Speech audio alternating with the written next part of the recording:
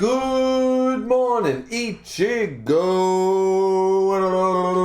and welcome, ladies and gentlemen, to Bleach, episode 31, the conclusion of one of the best fights in Bleach. Like, it's short-lived.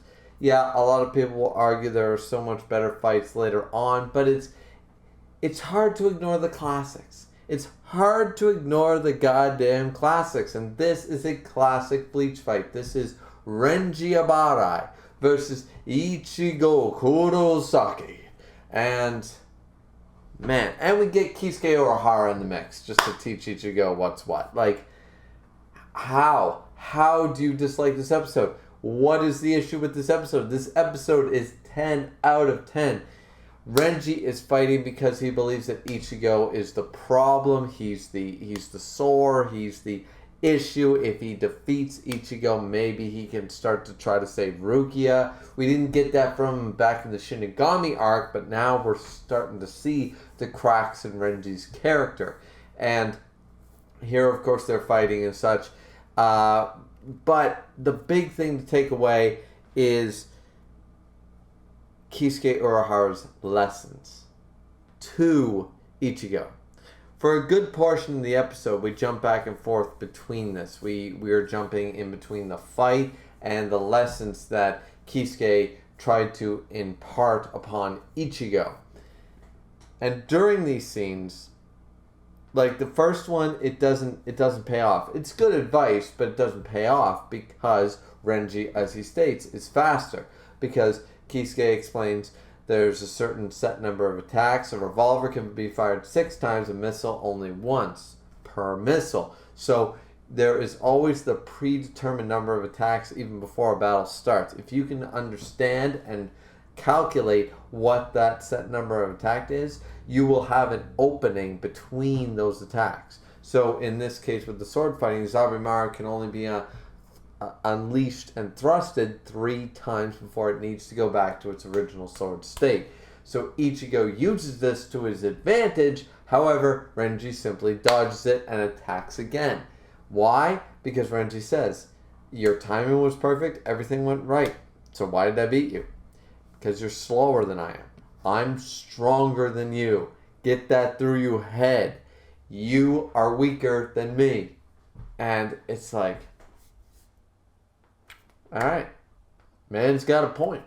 And it's like, you can't, just because you can understand somebody's combat ability doesn't mean you can match them blow for blow. I mean, even if I went up against a boxing champion and I was able to read the number of attacks he does before he leaves himself wide open, my punch is unlikely, even if I were to hit them, is unlikely to do much damage to a world-class boxer.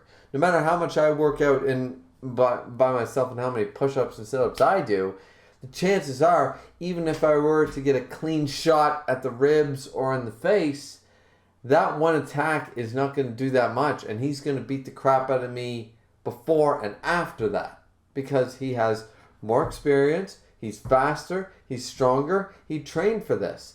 Renji is in the same boat. He is trained for this for the longest amount of time.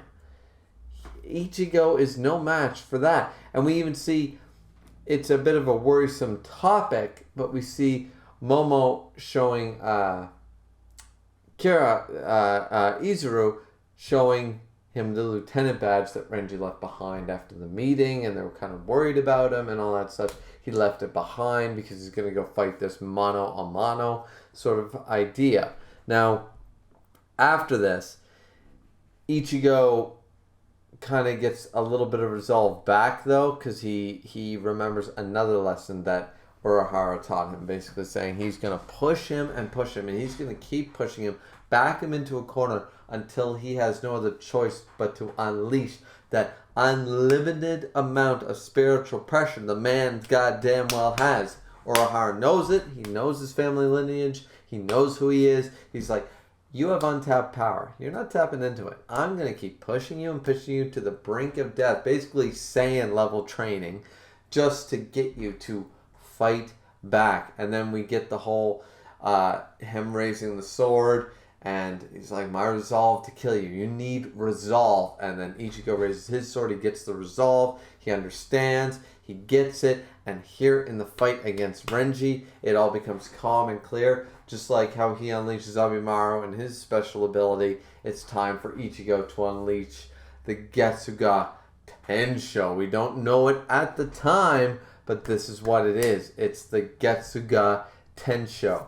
In Zanpakuto form, Shikai, wham! He completely devastates Renji, breaks the binds of Zabimaru, and Renji falls. This is a fantastic goddamn fight.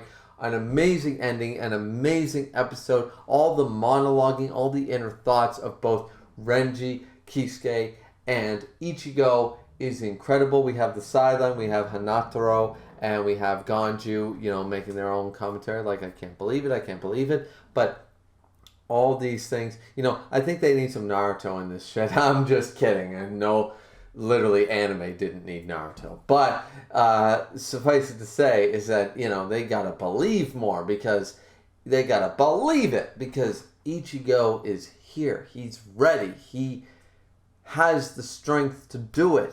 And we're seeing it right now. And this episode is so goddamn good. According to Netflix, this is like kind of the midway point of the second season. I don't know. It's kind of weird with Netflix and how they season things that aren't Western television.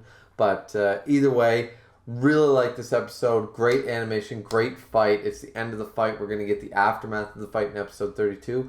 I hope you guys enjoyed this episode. I really like this episode, as you can no doubt tell. I'm excited. This was such a good episode. I watched it twice, in all honesty. Like, first time, I watched it and I kept hitting the screenshot button, and I was like, I think I missed something. I better rewatch it. And I sat back and I was like, yeah, let's watch this. Let's watch this some more. Because it was that good that I could enjoy it twice in a row. So I hope you guys had the same feeling. Like, comment, and subscribe. This has been Griever with your Bleach episode 31 review. Hope you guys super enjoyed, and we'll see you back here next time. Peace out.